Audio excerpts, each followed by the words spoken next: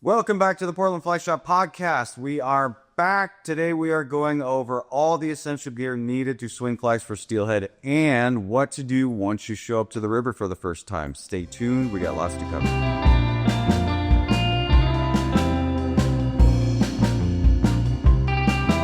Hey everybody, welcome back to our podcast. I know it's been a long time. I'm very sorry. Nick should be sorry. Hey, we're not doing this today. Mitch, come here. Nick should be very sorry because the entire reason we haven't been on for 6 weeks is entirely his fault. Actually, 100% Nick Weaver's fault. Yes, So yes. if you've missed us and you're a little irritated, you can get a hold of him at theportlandflyshop@gmail.com. That goes directly to his inbox. And if you want to, I can get shape mail. show a little hate for us being on hiatus for 6 weeks, Mr. I need a European vacation. But we're back.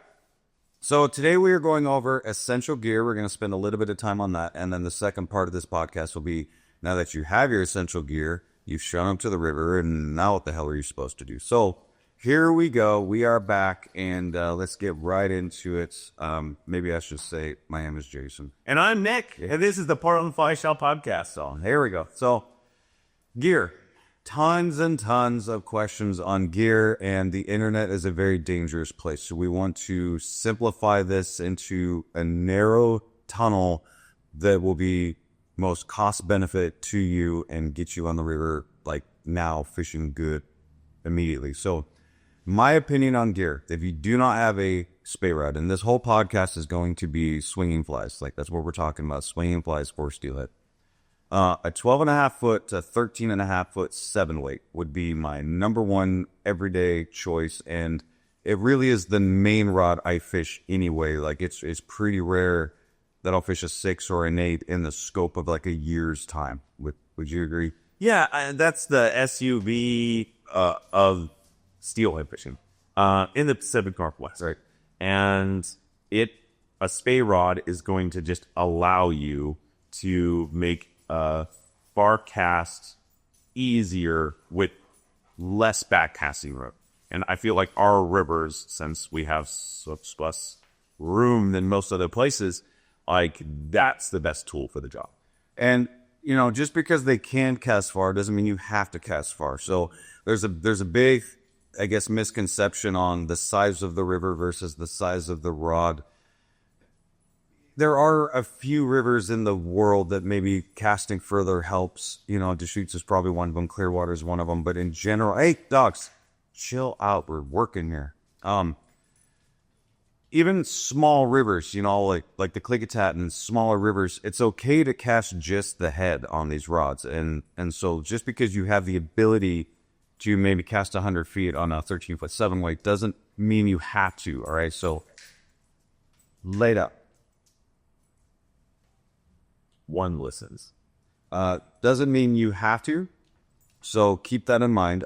It's still the most general tool for summer, winter, spring, fall. Like that is your main go-to. Consider the 9-foot 5-weight of, you know, what a 9-foot 5-weight is to trout, a 12.5 to 13.5 foot 7-weight would be to steelhead. So that would be my number one. My number two would probably be an 8-weight just for winter fishing. If you don't fish in the winter that much, my number two would be a 6-weight.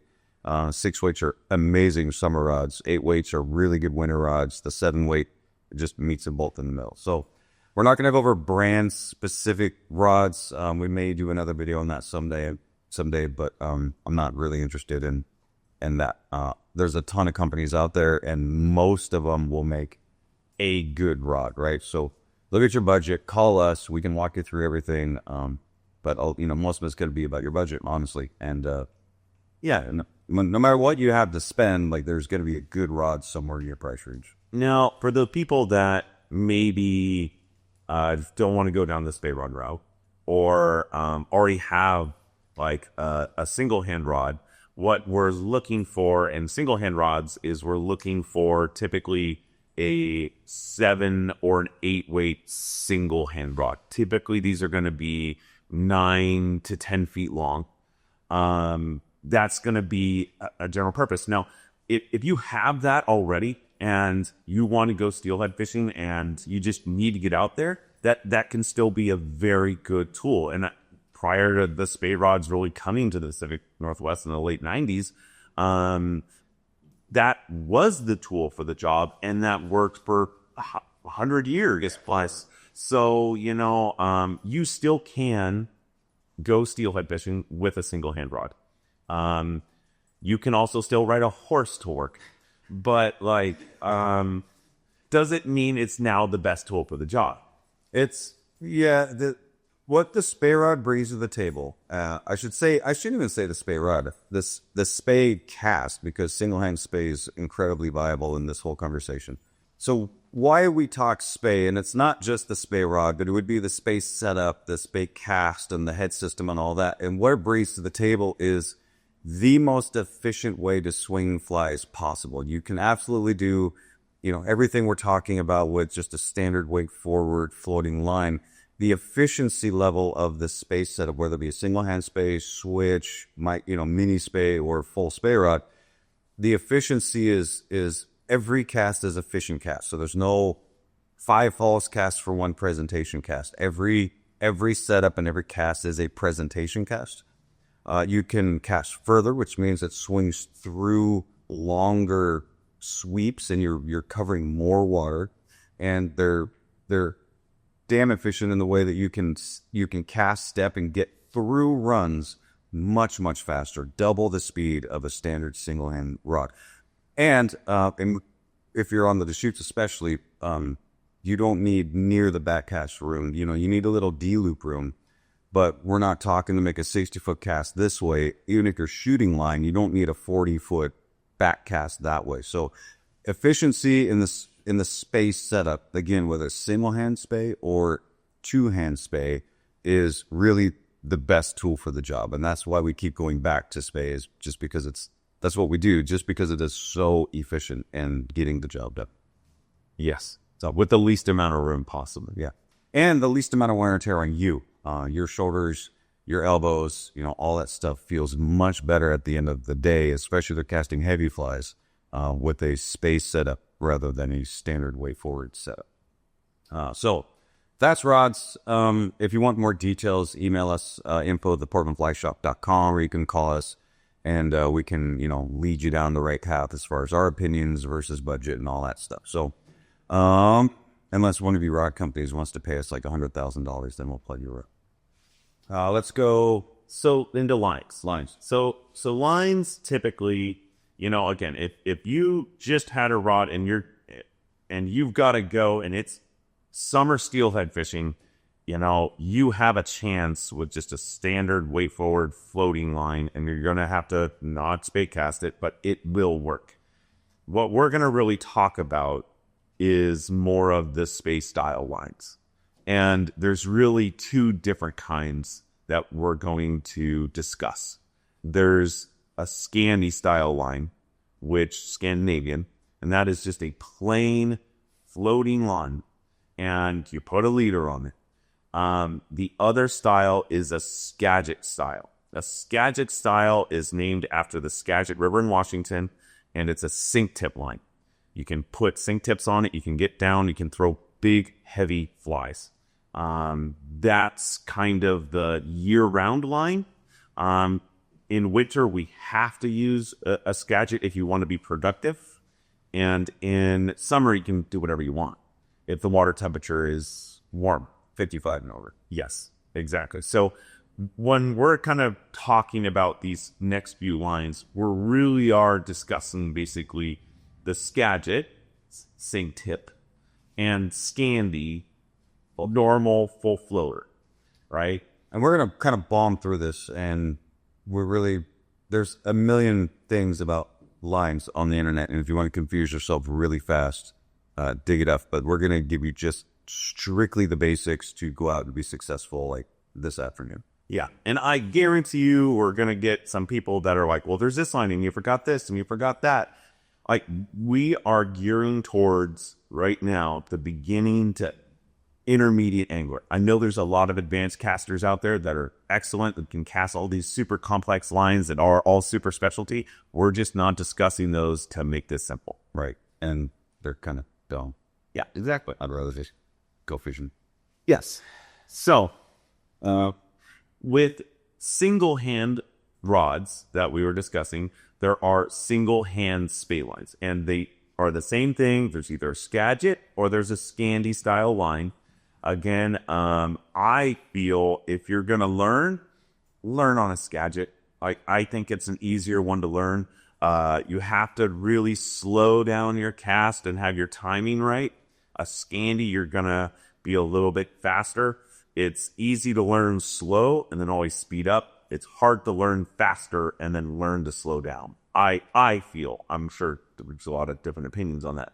But so if you're getting into it and if there's just, you're going to have one line and that one line can work year round, get a Skagit line. That's going to be the seven. And that's the same thing for the 7-weight spey rods that we're talking about. Skagit lines, the jam. If 365 days a year.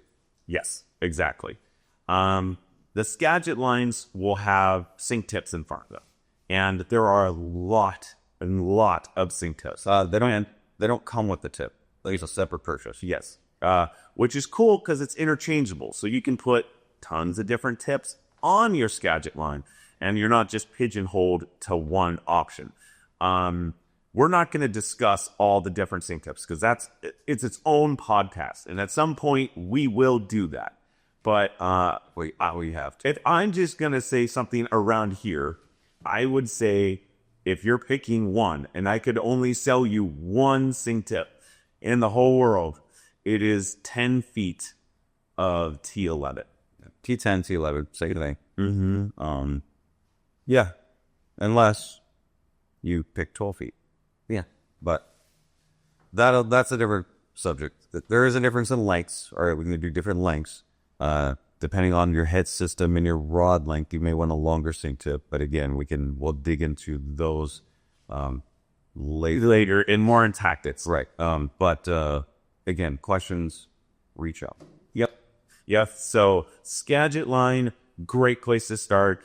Again, either single hand or spey. Highly recommend the spey.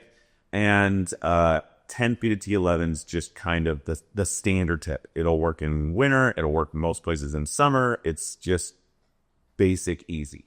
That's your mocha. Yeah. Okay. So reels. You want to discuss reels a little bit? Yes, reels. If you are cruising around the internet, we see this all the time. This is why you need to support your local fly shop instead of buying crap on Amazon. Your 7-weight spey does not take a 7-weight standard reel, nor will a 7-weight standard reel even really work because the heads are so thick. So when people come into the shop and they've already made their purchase and you've got that pretty little Amazon sticker on it, we can't make it work. It's just physically not going to work. So you wasted money on 7-weight reel. You need for a spey rod, because most of them, we're going to assume they're going to be right around 13 feet. You've got 13 feet of rod to carry, so you need a 10-weight reel on your 13-foot 7-weight spey. If you're going like 13 and a half, you're probably going to want a 12-weight reel, something like that. We've got a whole lot of rod to balance, so we need a whole lot of reel to compensate for that extra tip weight that you're now going to be carrying with you. It's gotten a little confusing over the last couple years because now there's companies that are making spey-specific reels. Sage, Galvin, there's some really, really nice ones out there. The major difference is most of your spey-specific reels are going to say 678 or 78 or something like that. And most of them say spey 78. Main difference is going to be that a true to form reel for spey is going to be a full cage reel, meaning the frame is going to, instead of having the top and bottom or the spool clicks on, is the whole cage is got metal around it. So when you put it together, there's no way lines can like wrap around themselves, and we'll get into why in the running lines. But if it's in the budget, get a full cage reel for your spey rod. You will be much, much happier in the long run, and they really are the right tool for the job. Lamson makes a pretty inexpensive, HD version. Galvin Sage one's really good. My favorite right now is probably the Galvin, but just if it's in the budget, get a reel that is for spey because of the full cage. If nothing else, for the full cage. You can make, some of like the the bigger 10 weight like Galvin Rushers or Nautilus, CCFXs or something like that work. You need to doctor them up just a little bit though to save yourself some frustration. If you have a 10 weight reel, then use that. That's fine. The only reel that I've seen so far that is not full cage that works really well with the thin running lines that we use for Spey is Hatch. That's right now the only reel that I know that doesn't have jumping problems and stuff like that. But you pay for it. But you know, sometimes you just, I guess, got to pay for things. But at any rate, 10 weight reel minimum. It's for a 7-weight rod. For a 7-weight rod. 13 and a half or like bigger 8 weights. A lot of the 8 weights go up to like almost 14 feet. You're going to want a 12-weight reel or the Spey, version that says 8 on it or something, that realm. And I would say if, like the Sage says 6, 7, 8, it's really a 6, 7. It's not really an 8. I mean, maybe a short 8, 12 and a half foot 8. That's why they put that on there. But for the most part, the middle designation is going to be the one you want. So if it says 6, 7, 8, it's just really a 7. If it says 7, 8, 9, it's going to be your 8. So take the middle number and just go by that. Yeah, and then if you are doing the single hand Spey stuff, so you have a 9-foot 8 weight or a 10-foot 8 weight, that's just your normal size wheel, right? So 8-weight reel goes on an 8-weight single hand rod. And the reasons those work is because the heads themselves are way, way smaller than a Spey head. You gotta remember, so a 7-weight Spey, it's really stupid how these rod companies did this. A 7-weight Spey has nothing to do with a 7-weight rod, standard single hand rod. They do not compare whatsoever. We're throwing anywhere from 500 to 540 grains on a 7-weight. If you compare that to a single hander, you're like 14 weight or something just, stupid, And these are numbers you don't have to necessarily know right now. Right. But like a single hand rod, 8-weight throws like 300 grains. So it's almost double the mass. And that's why these lines are just so thick and they need that extra space on a bigger reel. Yeah, it's like throwing rope, across the river. But that's the reason on a single hand rod you don't need the big giant reel, is because the line itself is just physically smaller, so we can get on their whip backing and we just want. So anyway. Yeah. So that's the reels. Moving on, let's talk about running lines. I've got an opinion on running lines. Oh, I did, yeah. Okay. My opinion, we'll see if they match up. My opinion is don't go with flyline running lines. Start with mono. Start with a flat mono and take your licks. And eventually you will get used to it and you will love it. Because if you buy a fly line running line, you will go to mono anyway, eventually. And you might as well just save yourself the money, the heartache, and cast further, faster, and better right away. I pretty much agree. The classic running lines, which are just going to look like a standard fly line, but just flat, no weight to them, they're great if you have dexterity issues. If you have terrible trouble holding on to these flat monos, it is the solution.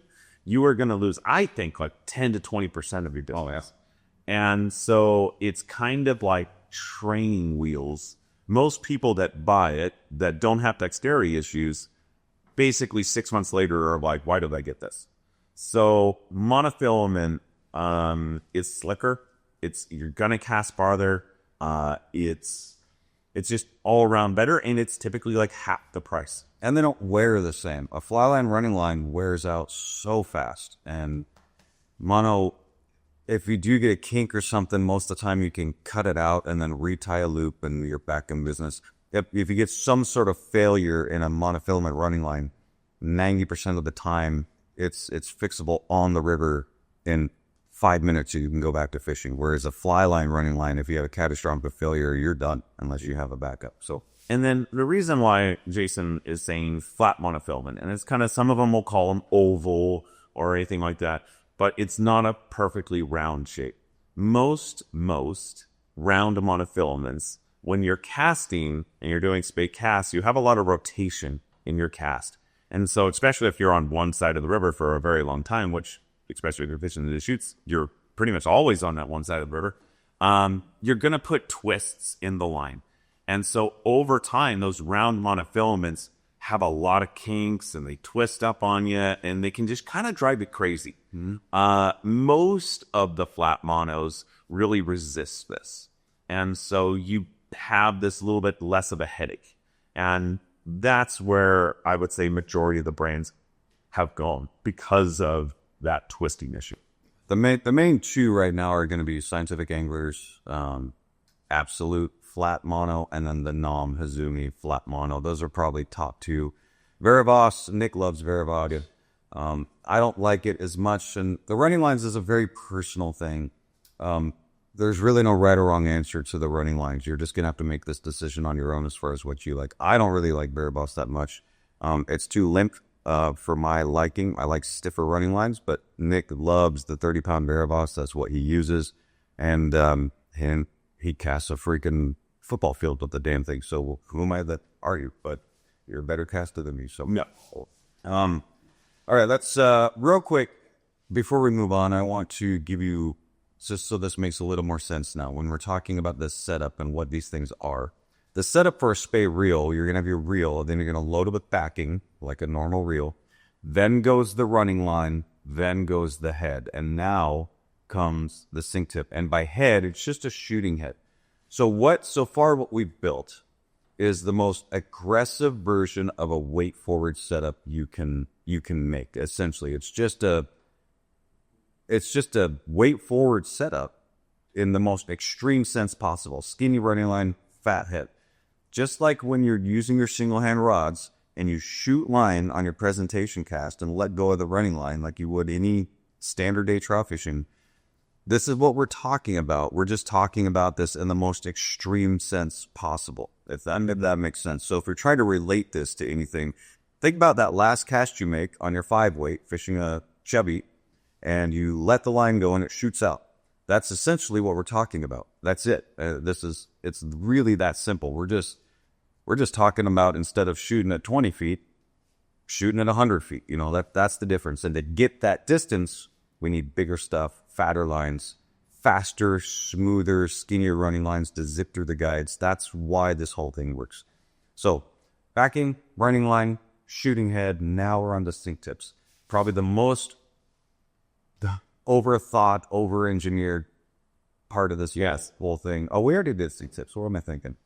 Yeah, and again, starting out 10 feet up, T11, as far as just a basic one, we'll do another video just for all the nerds like me out there that really want to geek out on different tips and exactly how they work. We'll do an in-depth podcast on that, because that is super confusing. If you go back actually in our old Instagram, probably a couple of years ago, there's some videos that we did on it long ago, but we'll do a more in-depth one. Just know, I just want to make this statement really clear.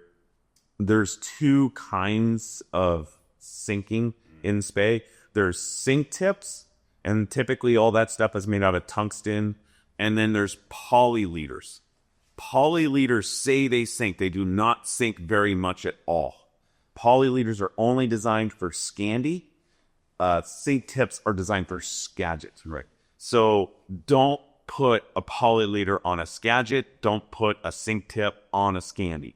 They're two different things. Sink tips actually sink. Poly leaders, you look at them and they kind of get down a little bit. They sure try. Yeah, they try hard though. But that's just as a rule of thought. We're gonna say that. We'll go way more depth on a different version of this. And then I would say the most important thing that you need, other than like a rod, is boots and waders. Boots and waders. Oh, real quick setup. Just to finish it out, now that we've gone backing, we talked about running line, head, sink tip. Now we need to connect our fly to something. I'm going to make this crazy simple. Really good fluorocarbon, 12 pound. And when you grab the spool, go about something like that, which is about 4-ish feet, 3 to 4 feet. Clip it, tie loop knot, loop it out of your sink tip, tie in your fly. We do not want a 9-foot tapered leader, a 12-foot tapered leader off of a Skagit setup. We just want something like this, which is going to be 3 to 4 feet. That's all we need. tie in your fly, and go fishing. And I'm going to make this statement, which there's some brands out here that actually do sell these, and I apologize to these brands. And don't buy Skagit leaders. They're the dumbest thing in the absolute world. You're wasting your money. They actually fish worse. I don't care that it's going to slightly turn over better. It's not going to sink as much. They're thick to thin. You just have straight tippet, like what Jason's talking about. That's all you need. You don't need anything else. Don't get sucked into these brands trying to sell you 6-foot Skagit leaders. It's a joke. Yeah, don't do that. You can't trust a lot of these line companies, all right? I'm just going to throw it out there because their job is to sell you crap. One of the most successful fly fishing reps in all of mankind told me that there's money in confusion. And boy, was he right. So we really want to getting you to stop retailing your way into more fish. We love accepting money at the shop, but we also love it when it's like honest money, and it's money that we take because you're catching fish because of things that we were able to help you for. So just if it seems weird, it's probably weird. All right, we'll just leave it at that. So boots and waders, we would classify this under required territory. Yes. Most trout fishing, if you're in the summer and you're like in and out of these small creeks, yeah, sure, wet wade. Heck yeah, no problem. It's hot outside. You're just going into the water. You're going to trout fish for 20 minutes. Then you're going to move or go back to your car or get back in the boat. That is not the case with Steelhead. You are standing in the water. I don't care if it's 80 degrees out there, like, or 90 or 100. Like, you're in the water for hours. And that water temperature a lot of times is in the 50s. You're cold after an hour standing with 50-degree water on your legs. Typically, like, waist deep to knee depth. Well, and honestly, the better steelhead fishing is not the wet wading times. The better steelhead fishing, the best steelhead fishing is now. It's late September. These mornings are getting chilly, you know. October is going to be even worse. And so the height of steelheading is not in wet wading weather.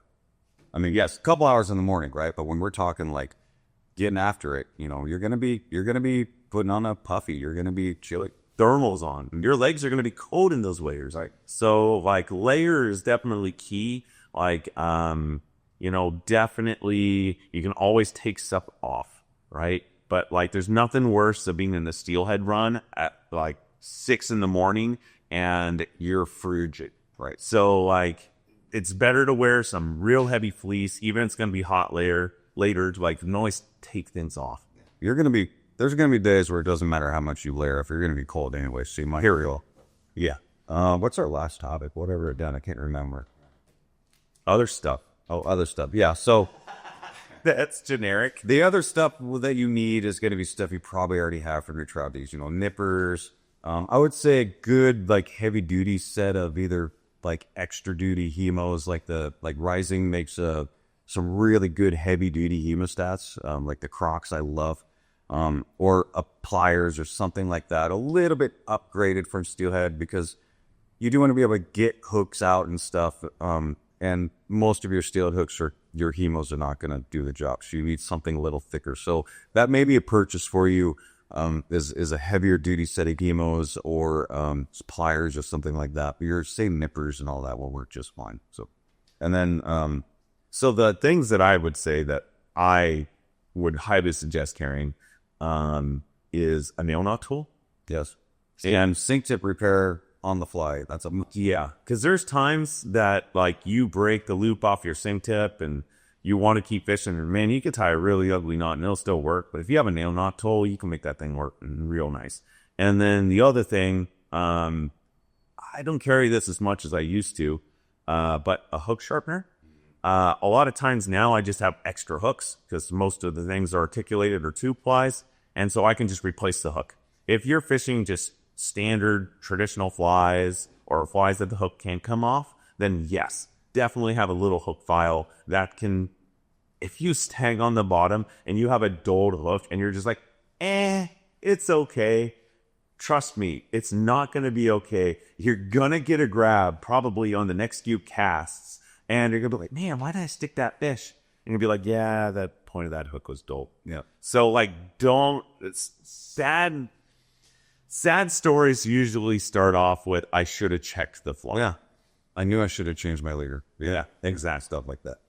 Cool. All right. So they can cover gear. If you have specific questions, always, this is a real crash course, but at least it gets you to the river. Now, part two, you've driven to the river. Let's say you're on the Deschutes. You've driven to the Deschutes. You've pulled over at a pull-off. And now what? Now what the hell do you do? Like, what are you supposed to do with all this gear that you showed up with? So, again, real basic. But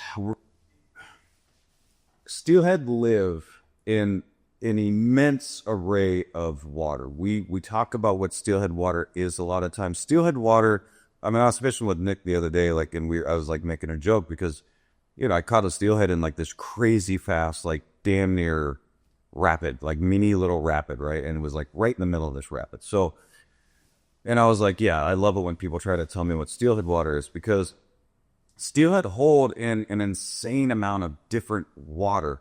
The gear guys will tell you this. Like, if you watch what they can fish versus what we fish, it's very, very different a lot of times. So, but what we need to do is narrow down the steelhead water into water that we can effectively fish, right? So we cannot effectively fish when you're swinging flies. You can't effectively fish, probably 80% of the water that I would say steelhead hold in, just because our gear doesn't allow for it. Like if it's a 15-foot deep, slow pool with one seam, like one foam line seam, like that is the perfect place for a gear angler with a bobber and a jig, right? Like that is tailor made for them. But us trying to swing flies through that just does not work. The actual current would be too narrow. It's too deep. Nothing works out. So we need to narrow our focus to water that we can effectively fish the best, the most productive, and that's where we want to spend our time. We want to spend all of our time on the water that we can fish the best. Yeah. And so that would be a run, a steelhead run, and I'm sure you've heard this. A run is typically below some sort of rapid or riffle, but runs are where we can swing flies the most effectively for steelhead. And luckily for us, steelhead love runs, and I would classify a tail out is encompassed in a run. It's the last part of the run, but luckily for us, steelhead love runs, and so we can get to them very easily with our gear. And we will be looking for walking speed water, on average. And this is as general as we can make it, because as you just had that statement, not all rivers, not all places are identical, right? So the more you go to any different river, you might see a little bit of variation in this. But we want to really kind of generalize this to the easiest thing to see for you as you're learning. So we're going to, I would say the Deschutes here as like the most classic, the most easily read water around here in the Pacific Northwest. So yeah, walking pace and to half walking pace. Yeah, or even a little faster if the water's warm, Walking speed is kind of the general speed. And then from there, you can go a little faster, a little slower. Like these things do ebb and flow. And if you're confused on what walking speed is, just walk next to the river and like look at the current, right? And you'll see right away if it's fast or slower. But a little faster, a little slower is fine. But yeah, walking speed. That's the general term. And that's, I would say for most rivers, it is that. Yeah, no, for sure. We want even current. All right, we don't want a lot of swirlies. That's like more salmon type stuff. So we want as even of current as possible. Steelhead really don't like back eddies and things like that. They want the even current. Structure. So rocks are key. Cobble, you're going to want something in the size of, oh gosh, I don't know, like a baseball hat size to freaking an oven. Like you just want structure. You want the top of the run to have some up and down wave movement, and that tells you that there's rocks underneath. If it's dead flat, most of the time, not all the time, most of the time, if the top of the run is dead flat, that means it's got a sand bottom or little tiny cobble that's not structure, and I would skip it. Yeah, in most rivers, that won't hold steelhead in the Pacific Northwest. A lot of other places, like again, California. So, on the Russian, we don't have big boulders like that everywhere. So we do find them in grapple. But here, especially on the Deschutes, typically, say in Clackamas, you don't find a lot of fish where there's not at least a rock that's the size of your head or if not larger. Right. Yeah. Structure's key. Sand is not good. Like, you just want to not be in sand. That's probably the worst thing. And then depth. Anywhere. I mean, we've seen fish as shallow as 2 feet. Especially first thing in the morning. You'll find them first thing in the morning before any boats have floated over, anything like that, when they're the happiest they can be because they've been all night just to themselves. You will find them in very, very shallow water. But anywhere from 2 feet to 8 feet, I guess, would be That's the good range. right. Yeah, the easiest for us to fish, the most productive. Can you find them in shallower? Yes. Can you find them in deeper? Yes. But that, and just like what you said, that's our target zone that we can fish the best and be the most successful. And so that's what we're kind of looking for. Typically, especially cloudy days, if it's bright sun, middle of the day, they're not going to like typically that 2 foot of depth. They're going to want a little bit deeper. When it's cloudy out or before boats have come through early in the morning, right? Sun's low, like they'll be in that shallower zone. They feel more comfortable. They feel safer. They're not going to get seen by predators. They're not going to be seen by humans. So that's kind of going to vary it. If you got water clarity, because this kind of changes a little things too. Ideally, I mean, I love anywhere from 3 to 5 feet of visibility. And that means if I'm standing in the river and I'm like knee depth, I can definitely see my feet. If I'm waist deep, I can still kind of see my feet. And that's where steelhead feel the most comfortable, right? If it is absolutely chin clear, they're going to be a little more spooked, right? If it's 1 inch of visibility, it's going to be harder for them to see the fly. Right. Yeah. There are some separate cases like the clicktat and the sandy where maybe 1.5 feet of visibility is great, good to go, but generally speaking, on most rivers, 3 to 5, I think is ideal. So now, and then typically a run, if we want to look for a run, it's going to be below a riffle or a rapid of some sort. Faster water. Yep. So you have your faster water, then it'll turn into the run, and then it'll automatically go into a tail out, which I would consider definitely part of the run and part of what you want to fish. And then the tail out will usually drop into more fast water. So, that section, typically that section in between 2 rapids or 2 fast riffles or something, that's going to be the run. So if you're driving along the access road, that's, what you're looking for. Look below that fast water and look above the other fast water. And somewhere in there should be a run. And look to see if there's sand, right? Or but just all moss and vegetation. Those are going to be, okay, I'm going to avoid this. It's very easy to go down and look at something that looks great. And then you get down there and you're catching weeds or you're, 6 inches deep and you're hitting the bottom. That will tell you like, okay, I'm kind of in the wrong spot. Let's move. There's nothing wrong with moving. Okay. Now the swing you've waded in, you found your run. Your first cast should be just the head or maybe even a little less, depending. But you don't want to start bombing them out right away. Go short, start short, let it swing. Take out some leader or some line, cast 5 feet, let it swing until you get to, and you're going to keep working your way out. You're not moving yet. You're going to work your way out till you can cast the same distance every single time. Now that may be... We're not casting upriver. No. You're casting across or slightly downstream. Yeah, I would say, your angle it's not even a 45. It's a little shallower than 45. So, oh gosh. What would that be, like a 30 degree cast?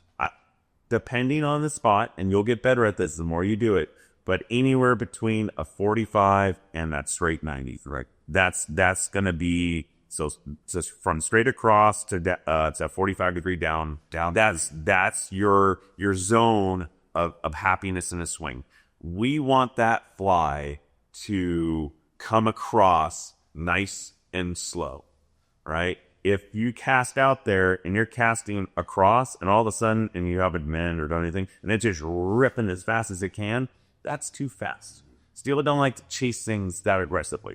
So the more of a steeper angle you throw, in theory, the little bit slower it's going to come across. Well, I would say if you're looking for a speed, you're going to watch your floating Skadge ahead because that's your visual, and it's coming across. I would say the speed, and generally speaking, the speed of which it comes across is about the same speed as the river's flowing. Yeah. Like walking speed, right? Like that's, you can kind of get a sense. You're going to see the water around you and the speed it's flowing. That same walking speed is going to be about as fast as you want the fly to come across. Now, that'll depend on water temps. If it's really cold, you're going to want to try to do things to slow it down. And then sometimes if it's really hot, you might do things to speed it up. But generally speaking, walking speed is the speed for everything, right? And then once you cast, you're working out. Once you make your final cast, whatever distance that may be, let's say it's 60 feet, and every single time you can hit 60 feet, that's when you want to stop. You don't want to, sometimes I can hit 70, you want to stop as soon as you hit your max distance with every assistance, man. That's right, max distance. Once you hit that, now you start working. And typically what I do is one cast, one swing, 2 steps. So after every single cast, I'm going to do 2 steps downriver. And that's 2 big steps. Yeah, I'm not big. Not little 1-inch step, 1-inch step. Like it's basically a normal stride. Normal walking step, right? I want to cover that run. I want to be there all damn day. The only time I will slow down is in dirty water. If the water is blown out or really dirty, then I will, and that's a whole different mindset of why I'm fishing slow. But typically, if the water's really dirty, maybe a foot of visibility or less, I will make like half a step before I swing. There's a lot of reasons for that. We'll go over in the next podcast. But typically speaking, 3 to 5 feet, shit, 2 to gym clear. Like, what we have now, I'm going to take 2 steps in between each cast. I want to cover that run. You're going to start at the top of the run, cast, mend, and we'll go over mending next. Let it swing, 2 steps, cast, mend, swing, 2 steps. And I'm going to cover that run because I want to get through it. If there's a fish there, awesome. If there's not, then I want to get to the next run. I want to try to cover as much water and the ambient daylight I have, the most water possible in that time, just so I can try to show that fly to as many fish as absolutely possible for that day. And again, so that's, to summarize, we're going to get to the start of the run. We are working downriver. We're going to cast short, getting a little longer, till you're at the comfortable distance. And then that's kind of your final cast at that position. 2 steps, farthest cast, swing in. 2 steps, farthest cast, swing in. 2 steps, farthest cast, swing in, until you're at the bottom of the run. Yep. And then go back on the trail, go back in your car, Idle up and go to a new spot. Okay, now mending. Typically, I will do only one mend, and that's it. There are times in runs where mending doesn't help you. So mending is not required, and a mend is basically you're going to manipulate the line. So you make your cast, you're going to move the line upstream, you're going to make a mend upriver, and the reason you do that is so your Skadge head doesn't form a belly and then rip out. And so we want to mend it to keep everything nice and straight as it comes across. Now, mending is not required. There are runs out there where you don't want to mend. Like the river just takes care of everything for you, and that's awesome. I would say 80% of the time I probably make a mend. Yes. But I don't mend twice. Ever do I mend twice. I just don't. I'm a one mender or a no mender, but not a twice mender. So And I would say that I don't know if this is 100% true, but I feel like almost every steelheader and guide and whatever is going to probably agree with this statement. Steelhead like consistency. And every time that you add another mend halfway through the run, that fly is doing weird stuff. And it's coming up, going down, whatever it may be. And it's not a consistent, even swing, right? And so when we cast and we mend absolutely immediately upon basically that line hitting that water, we don't touch it. It is now officially like it is engaged, it is swinging, and hopefully we've done the mend right, and it'll swing across at a nice, perfect pace, not really accelerating, not decreasing, and that's going to then be at the bottom to be cast now again. Every time you add another mend, even though it may not look like that fly is moving, it's moving. It's got some other different movement in it, and that I feel steelhead do not like. Well, and we have a sink tip on for a reason. The sink tip is there to help get the fly down.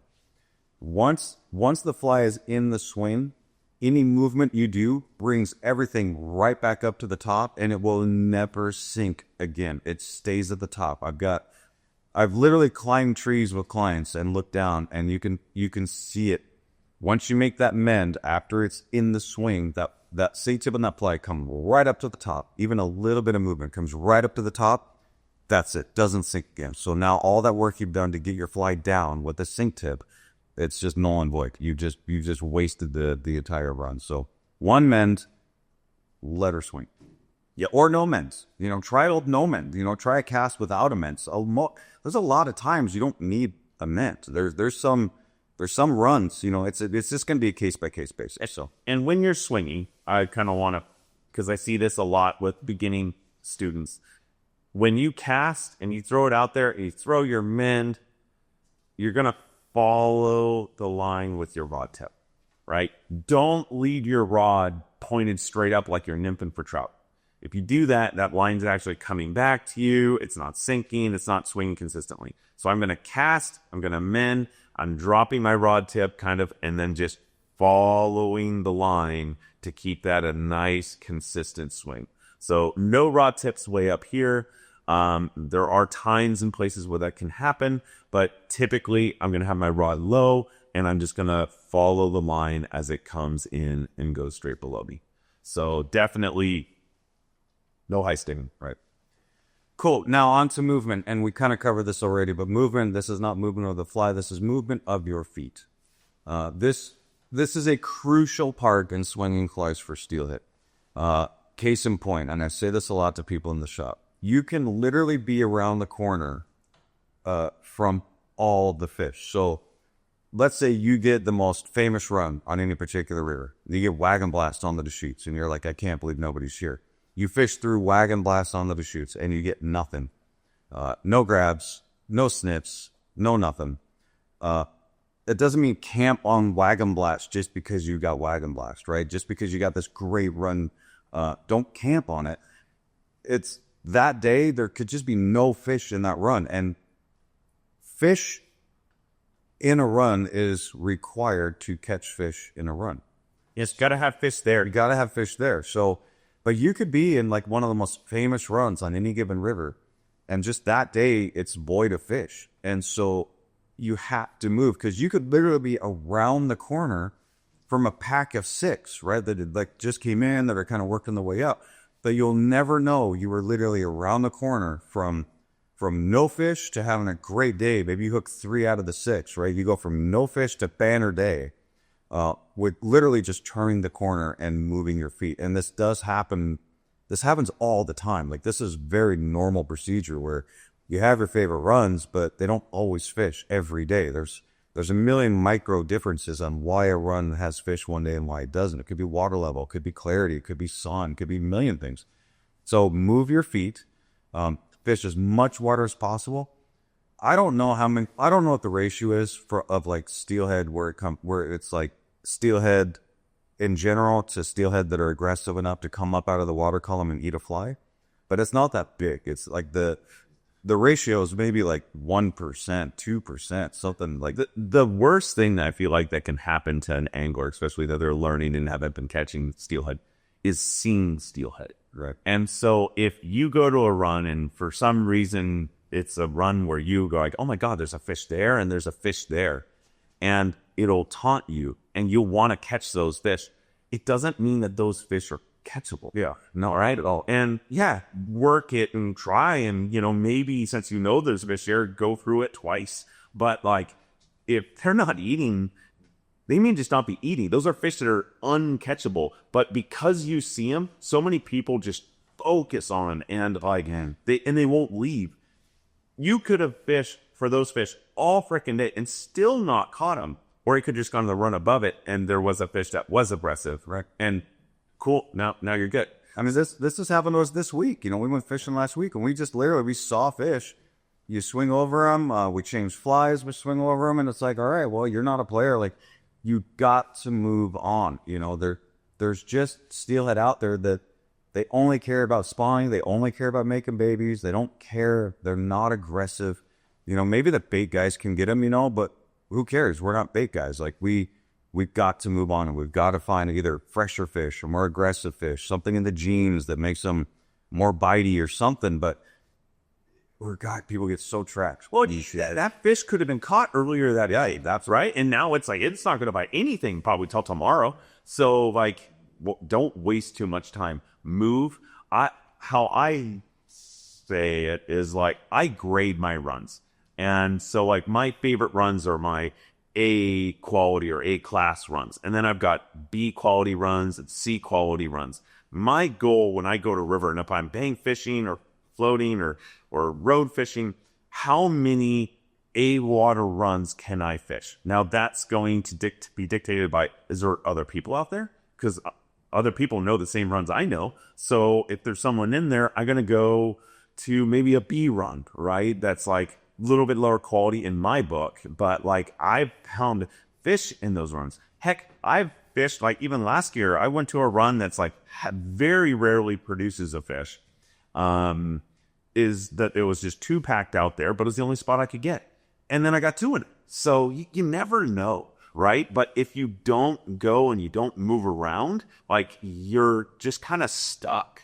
And like it really does limit how many fish you can catch and how much water you'll learn. Exactly. Because the more you fish other spots, the more you'll learn about like, oh, this spot is terrible. I really shouldn't go back here. Or, oh, I thought this was terrible. It's great now. So go out, try new spots. The key to a great steelhead angler and even really just a great fishing guide, and anybody else is literally like it most of it comes down to spots.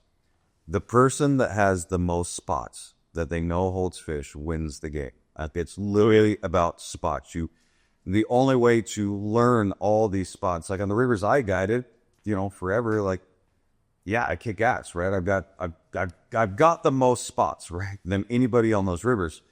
But you stick me on the Rogue or something, and I'm like newbie wet behind the ears. I don't know my way around nothing, right? Because I just never fished that river. So learn your spots, and the more variety and the more water you cover, the more spots you will learn, and you'll just catch more fish. You just physically will. Like the difference between like having some fish in a season and having a ton of fish in a season is learning your spots, and the only way to do that is to fish them. And this is what can be very defeating as a new angler, is because if you don't know any steelhead spots and you're just trying it out, you're figuring these things, and so your catch ratio is going to be a little bit lower because of that. So the more you go out, and even those fishless days that are rougher, right? You are still learning. This is a never-ending path to learning steelhead. Jason and I both learn something new every time we go steelhead fishing, especially on a new river. You're constantly just learning and learning and learning. And that's why we go after these fish, isn't because like, oh, I caught one. Now I know. And I'll just catch them every kind now. It's no, this is hard. This is ever evolving, ever changing. Runs change. The run that used to be my favorite in a river now doesn't even exist anymore. And so now I have to learn new spots, right? But that's the exciting part of this, right? Like you're constantly evolving into a better angler. So enjoy that aspect of it, even though it can be frustrating in the beginning. No, it sucks. The beginning steelheading it's not for wimps, and you'll go through every emotion that you have. You're going to go through defeat. You're going to go through times that you want to give up, and you're going to get pissed, and it's like, gosh, this sucks, like these are the only fish that you can do everything right and still get skunked. I mean, I don't know of any other fish, well, salmon, but anadromous fish in general, we're still debating on what right fishing is with salmon, because that's a whole different can of worms. But with steelhead, you can do everything right and just thoroughly get your ass kicked. And not just for a day, but you can get your ass kicked for a month. You can get your ass kicked for 2 months. I mean, we're not talking about getting skunked today and then catching them the next time, which, can happen. But there's so many variables to this. You really have to enjoy the act of fishing to be a steelhead angler. And it really can't be just about the prize. Like the mindset, I think we talked about mindset last time, but you have to go high risk, high reward. You are trophy hunting. None of this is going to be easy. You will have easy days, and you maybe have easy times, right? But in general scope of things, like this is work. This is hard. This is not for the meek, and this is not for people that really need to catch fish to have a good time. If you're one of these people, I'm not picking on you, I'm just warning you. If you're one of the people that has to catch a fish in order to have a successful day, this isn't for you. This is not for you. This is going to be full of disappointment and heartache and frustration. And even to the best of us, right? I mean, still can be that. Oh man, I'll get pit. I mean, gosh, going out. I mean, winter steelheading with the fly rod, winter steelheading with the swan fly is the absolute path of most resistance. It is hard. I mean, if you hook a winter steelhead on a swung fly, you've really done something like hard and great that day. So understand, like when you hook a steelhead on a swung fly, you have accomplished something that most people wouldn't even try for more than 2 days. You know what I'm saying? Like most anglers are not willing to grind it out and put themselves through what you just put yourself through to catch that fish. So that is something to be very proud of. That's something that you absolutely burned. Just know, like, if you're new to this is not going to come easy. You may go out and hook 3 fish your first day. It's possible, and it's happened. And that's the thing. For those of you that already have caught your first steelhead, you're going to know what we're talking about. But for those of you that haven't, I promise you that when you land that first one on a fly, it changes you. And there's this different, like, eye-opening experience. And it's very hard to describe until it's happened.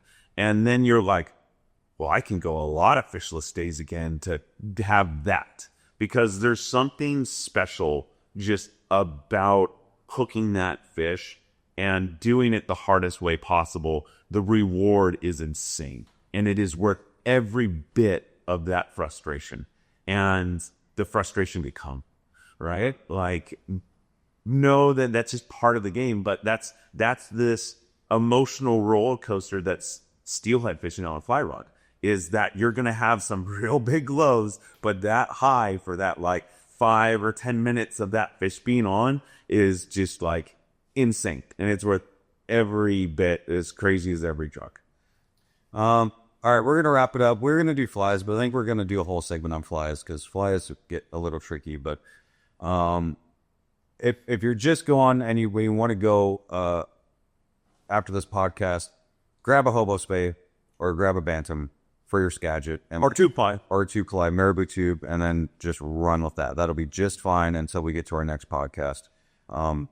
Anyway, we are about to open the shop. We got work to do, so good luck out there. Again, it's worth every bit. If you have more questions, of course, you can comment below or give us a call. Yeah, and we can answer anything and everything. Yeah, and it's late September. It is go time. We've got a couple months of just killer fishing ahead of us. So get out there. If you have questions, again, let us know. And thanks for your patience. Wait for us to come back. But we're back now, and Get after it. get after it. Talk to you soon.